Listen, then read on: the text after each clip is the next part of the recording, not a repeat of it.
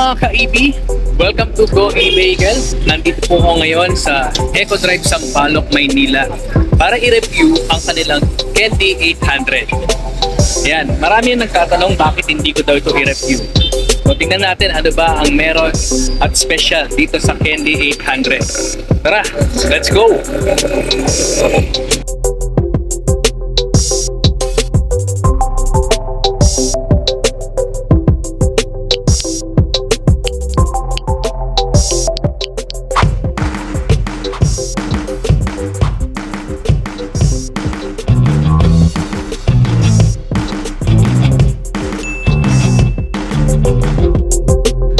Mga ka-EV, mga ka-Golets, trivia muna tayo tungkol sa Eco Drive. Alam nyo ba na ang Eco Drive ay sister company ng Motorstar? Kung naalala nyo po yung mga motor na China brand na sumikat dati magpahanggang ngayon ay nandyan pa, na alam naman natin na matitibay naman at umaandar naman. So sila po ay meron din pong mga e-bike kagaya po ng Eco Drive. Kilala naman natin ang Eco Drive na isa sa mga pioneering na nagdala sa atin ng mga e-bike, mga e-trike dito sa Pilipinas. Kasabayan ito ng NWOW, ng Rumay, ng Harmony at iba pang mga nauna dito sa Pilipinas. At ngayon, ating i-review ang Candy 800. Ano nga ba ang special dito? Ano nga ba ang nagpapatamis dito sa Candy 800? Bakit nga ba ito pinipili ng mga kababaihan? Tara, alamin natin ang meron dito na wala sa ibang mga e-bike o e-scooter. Let's go! Isa sa nagpapaganda dito sa e-bike na ito ay ang kanyang visor na pantakip sa kanyang panel para mas makita natin ng gusto kahit tirik ang araw, kitang-kita pa rin natin ang panel nito. At isa pang maganda rito sa e-bike na ito ay yung kanya pong top box na terno sa kulay ng ating pong e-bike or e-scooter. So kasya dito yung half-face helmet, yung regular helmet natin. Kung ang gagamitin natin yung mga pang-bike na helmet, ay palagay ko naman kasya ang dalawang helmet dito. So yun, napakaluwag din ng ating top box. At pagdating naman sa footrest ay maganda rin po ang kanyang pagkakadesign, hindi to sagabal kapag hindi natin ginagamit. Medyo mataba ang kanyang tapalodo para hindi tayo maputikan na dito, no? Kasi classic nga naman ang style nito. At pagdating naman sa kanyang signal light, ang kanyang signal light harap likod ay puro LED na. LED na rin ang kanyang tail light na tama lang ang design para sa e-scooter na ito. So dito meron tayong charging port kung may pagsasaksakan tayo ng ating mga phone. Kung nagde-deliver tayo, pwede nating isaksak dyan. Meron din itong lagayan ng barya na katamtaman lang din ang lalim na pwede paglagyan din ng basahan. Isa po sa napansin ko sa panel nito ay very premium. So makapal po ang kanyang salamin. So tingin ko hindi ito basta-basta mababasag kung hindi natin sasadyain. So premium quality ang kanya po panel. Isa sa mga safety features ng e-trike na ito ay yung part niya. Yan. Ibig sabihin po niyan, hindi po natin mapapaandar yan kung ito po ay naka-letter P. Kailangan mo natin pindutin yung drive, yung D dyan sa ating button para ito ay umandar. Okay, try natin itong susian. So, yan ang makikita po natin kapag sinusian po natin. Makikita natin dyan yung letter P kapag bagong susi. At kagaya nga sabi ko kanina, kailangan punditin natin yung D para ito ay mawala. So yan, makikita mo dyan yung bar meter na kulay red to white na para sa ating baterya. At yung ating pong trip meter ay makikita mo yung 00 na yan. Yan po yung trip meter natin. Ayan, signal light indicator, makikita mo dyan. Yung ilaw natin, makikita na natin dyan. At yung high and low beam natin dyan ay makikita rin. So dyan sa ating panel, yan po yung mga meron na indicator na pwede nating ma-appreciate kapag tayo ay nagdadrive na. At dito naman, nakikita natin yung kanyang hook na pwede nating sabitan ng mga bag or plastic na ating pinamili.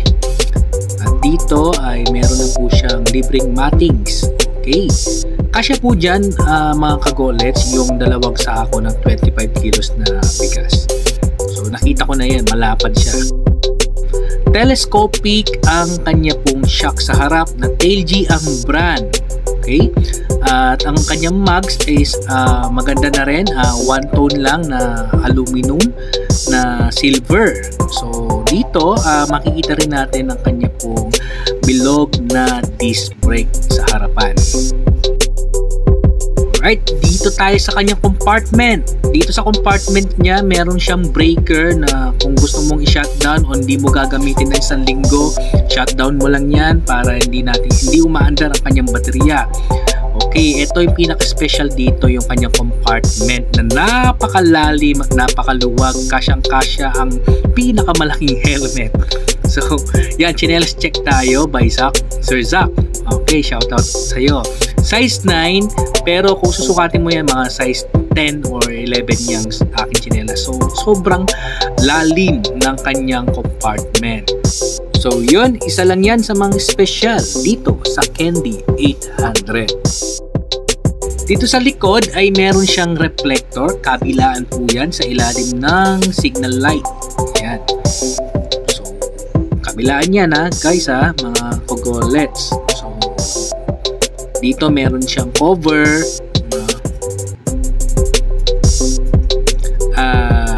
Magandang top box. Okay. Dito, makikita mo dito yung top box niya ay meron ng foam para sa ating OBR. Okay. Pagdating sa kanyang shock, dalawa po ang shock niya sa likod. Okay. Kahit dalawa kayo ng yung OVR ay kayang-kaya naman kayo nito. Napakaganda rin ng kanyang headlight na merong kasamang park light. Yung nakikita nyo po dyan, yan po yung kanyang park light na ilaw na letter T and V. Ang ibig sabihin niyan ay Tailg. Yan po yung logo ng Tailg, by the way. So, ikutan natin muli ang ating pong Candy 800.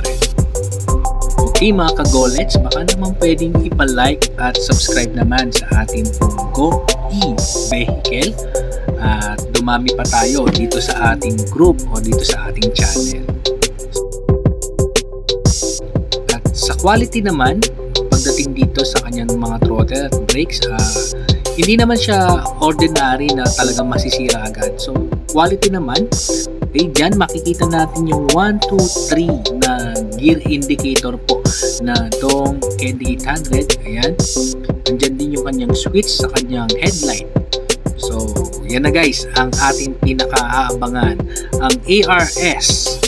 Sir, ARS is a stand for automatic repair system. Wherein, sir, if ever merong problem yung unit, ma-identify po ni ARS kung ano po yung problem ng unit. And then, one of the functions pa niya, sir, if ever na yung throttle mo yung masira, just activate the ARS lang po. So, si ARS na po yung magsisilbing throttle mo.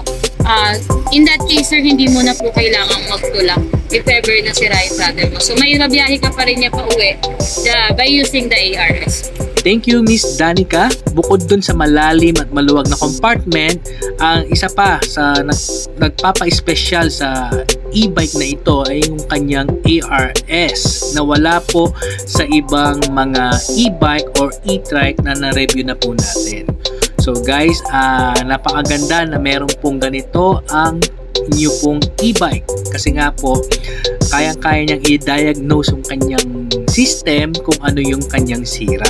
So yun, mga kagolets, katulad ng iba, may dalawang susi at dalawang remote ito. Pwede nyo paganahin ang inyo pong e-trike o e-bike na ito sa pamamagitan po ng kanyang remote. Okay mga kagolets, dumako tayo sa kanyang specification o yung pinakamahalaga sa lahat, yung kanya pong power capacity.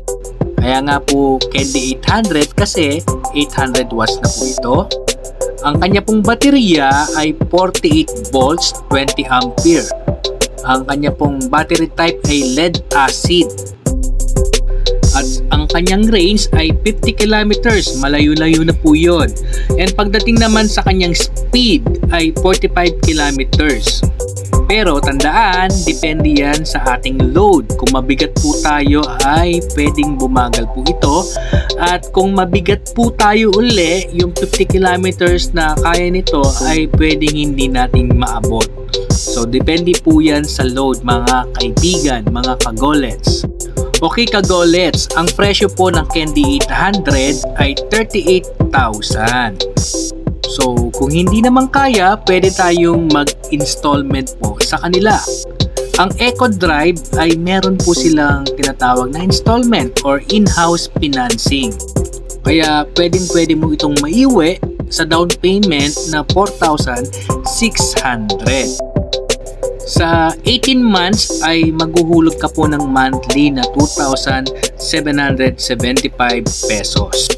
Guys, meron din silang 12 months tsaka 6 months. Kung gusto nyong makuha po yon, pwede po kayong tumawag dyan sa ating screen. Yan po yung number ni Miss Danica. Kung gusto nyo po mag-inquire kung magkano yung 6 months at kanilang 12 months. By the way, bago ko makalimutan, ang charging time ng ating pong Candy 800 ay 5 to 6 hours lang.